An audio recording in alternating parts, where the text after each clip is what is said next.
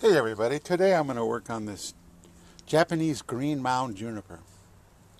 Scientific name is Juniperus procumbens, and this variety is Nana, N-A-N-A. So in the trade, because I was a landscaper virtually all my life, it's just called Procumbens. So that's what I shall call it from now on. And Procumbens Nana grows as the green mound implies, as a mounding plant with a lot of fingers. So fingers like this. And what you do to create a bonsai is you take all of those fingers and you remove virtually all of them except for one. You end up with something like this. You see what I mean? Something like that. And you don't want it really that straight, so you can bend it around a little bit, but that's pretty much the idea. So this tree has been growing for a few years. I root pruned it out of a 3-gallon pot and put it in this guy, and I did some initial styling, but I haven't done all that much with it. So today I have a couple of goals. One is to accentuate the trunk better. And to do that, I need to remove some of this front growth here. And I'm going to take this guy and leave it a little long so I can create some gin.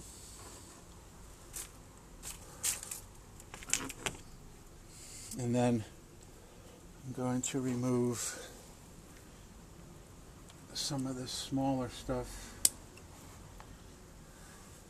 So, this branch here, which is coming very low, that was one of the original branches when it was all spreading like this. And I brought this leader up to be the main trunk, but it still needs to be cleared.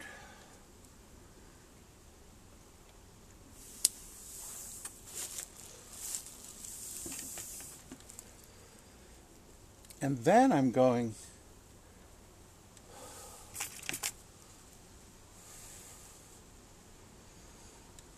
to take this and wire it up so it is the new leader, something like that.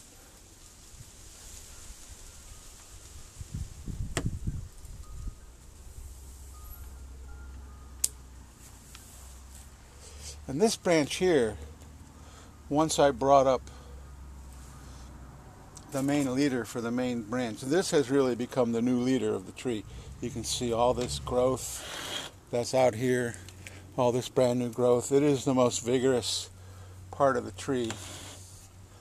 And when we're going first branch, second branch, this branch is really very heavy, probably too heavy. So it really needs to be cut way back. And actually, if we look at it, there are some branches back here, like there's this one little guy right here, that could probably just take the place of this whole thing. And the tree would be in a lot better proportions.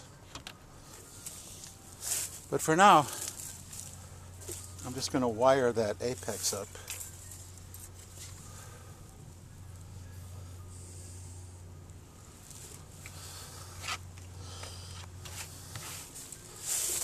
I'm going to make it smaller.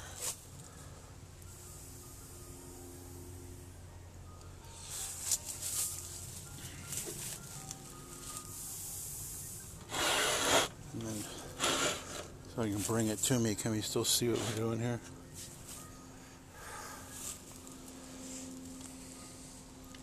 And I want this to come up like that.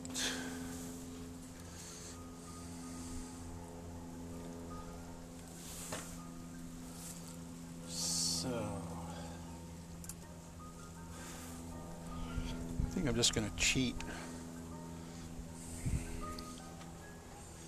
Just stick it here like this. I'm not even going to wrap it around the main trunk. Just going to bring it to here. I don't really want to bend this part. I just want to bring this part up. So I think I can pull it off.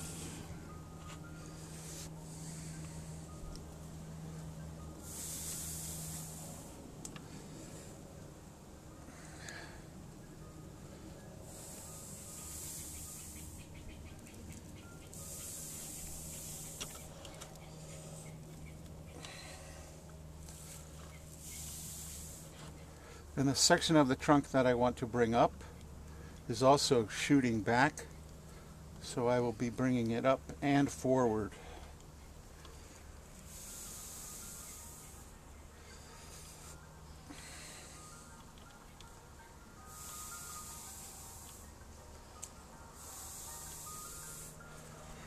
The ice cream man's coming.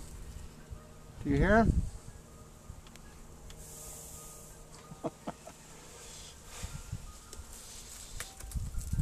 They started coming around, I don't know, a year ago, maybe a couple years.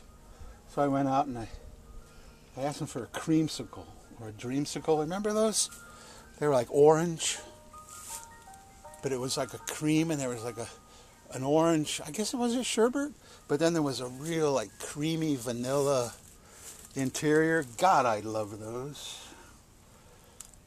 But he didn't have them.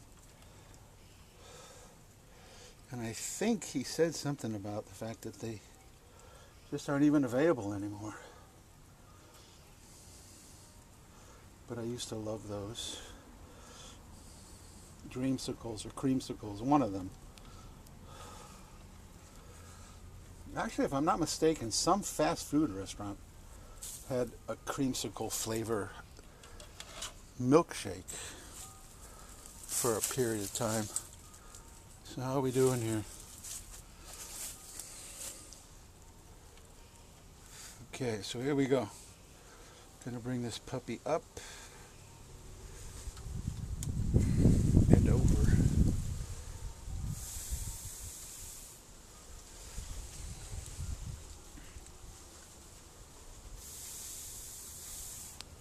So how do we look? Still a lot of foliage hiding the trunk line. If we take this guy away, then you can see the trunk line a whole lot better.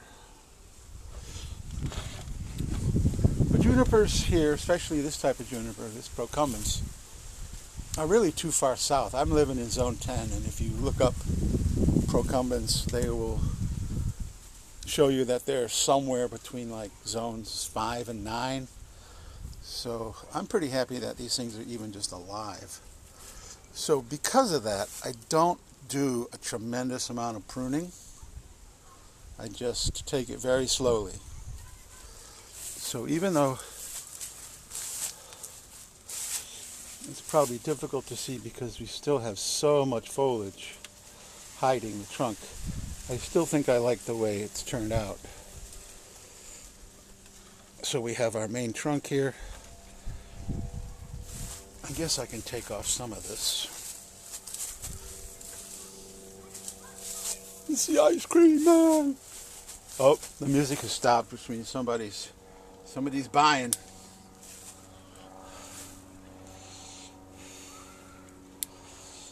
Oh, you can even hear the kids screaming. Well, I can hear the kids screaming here. Ice cream!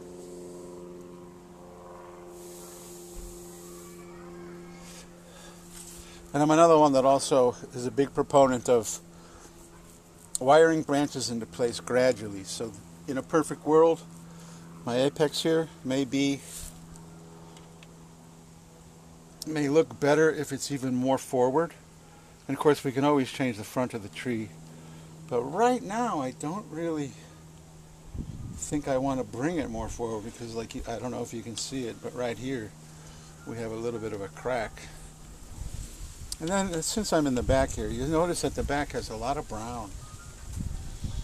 And that's because this tree was on the bench like this, and there were other plants right here that were competing with this back section. So that's why it's so weak with all this brown. And it's interesting because we have a nice back branch, but then it splits into a bar branch. almost exactly. And then we have this part here, which is virtually dead.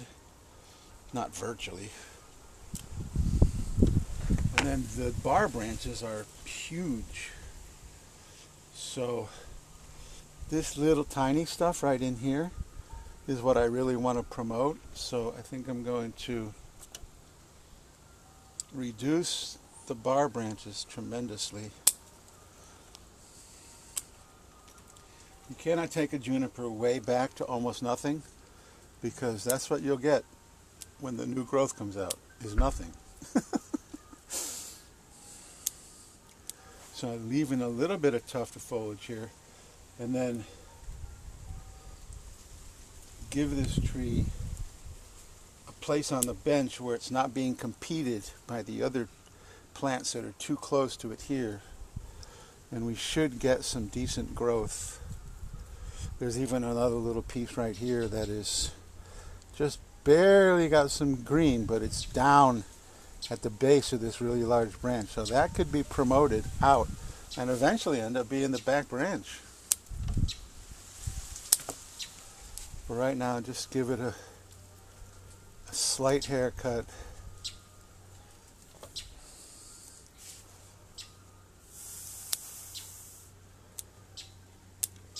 I've never really done well with junipers because, like I said, it's too far south. And so I think my biggest problem in the past was that I didn't keep them wet enough. So I have made a huge effort to keep these guys very wet. Okay, so where are we here? Still a lot of foliage hiding the trunk line, but you know, I think for now I'm okay with that. If we peek out here, we can see the trunk line, and I kind of like that. Then I'll need to decide what to do with this really, really large branch. Do I cut it almost way back, turn it into gin, and then bring this little one here as its replacement? And then we also have this very low branch, which probably could be sort of a semi-cascade, but once again we have a lot of brown right here because it was in that same position that the other trees that were crowding it kept it from growing as healthy as it could.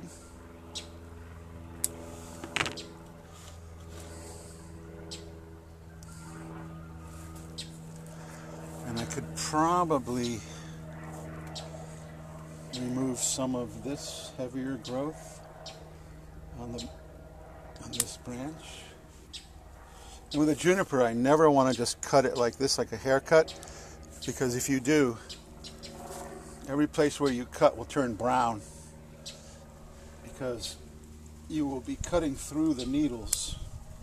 So what you do if you want to get your pad lower is you come in and then cut just lower.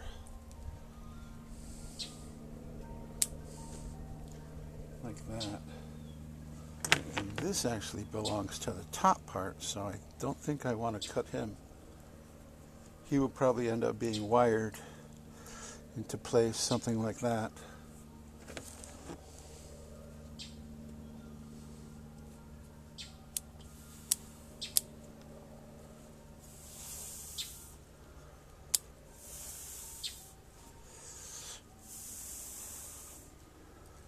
So that guy looks better. Probably still a little too poofy. Just going to wire that one branch just to get it out of the way visually.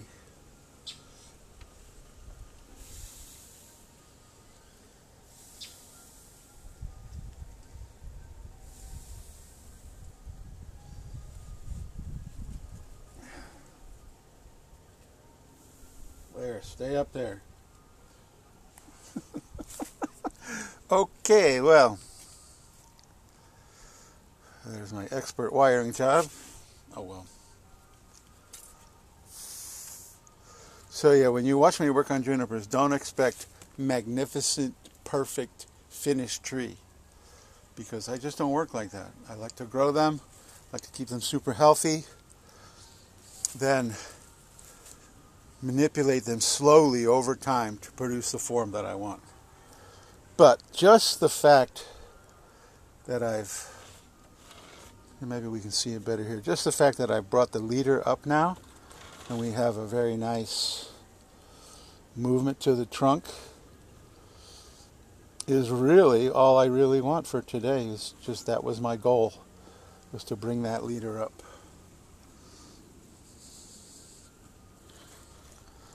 So there we be, Procumbens nana, growing about 100 miles too far south from its natural range. So I try not to abuse myself with growing plants that are just too far, adapted to too far north. But even though I've had a lot of trouble growing Procumbens, and I still think it's because I let them get too dry, when I retired a few years ago, I decided, I'm going to try it again. And so far, all the ones that I have not died. Not one has died. I do have some more with a lot of brown, like we had on the back of this guy, but that's because they're crowded together. So there we be, Procumbens nana. And this is just a plastic pot, plastic training pot. The roots are pretty good. It's also in 100% organic mix, which helps keep it wetter. And it's probably in need of a root pruning and a repotting. But these plastic pots, I do believe I know there's at least 2, perhaps even 3 manufacturers of these plastic pots. They really do look quite nice. These, I believe, are made in Korea. Yeah, made in Korea. There you go. And they have integral screens that are molded right into the pot. So when I do root prune this guy, which will be fairly soon, I will probably put it right back into the pot. Because right now I think the proportions are pretty good. Over time it could probably use a little bit bigger pot. But for right now, I'm just going to keep it in that pot. And if I really wanted to wire this guy out completely, it could take another 2 hours or more. Because you're gonna wire every single little tiny branch into place. So that's for another day. I accomplished what I wanted for today, which was bringing up that leader. So there you be. Procumbens nana, growing way too far south, but so far so good. So thanks for watching, and I'll see you in the next video.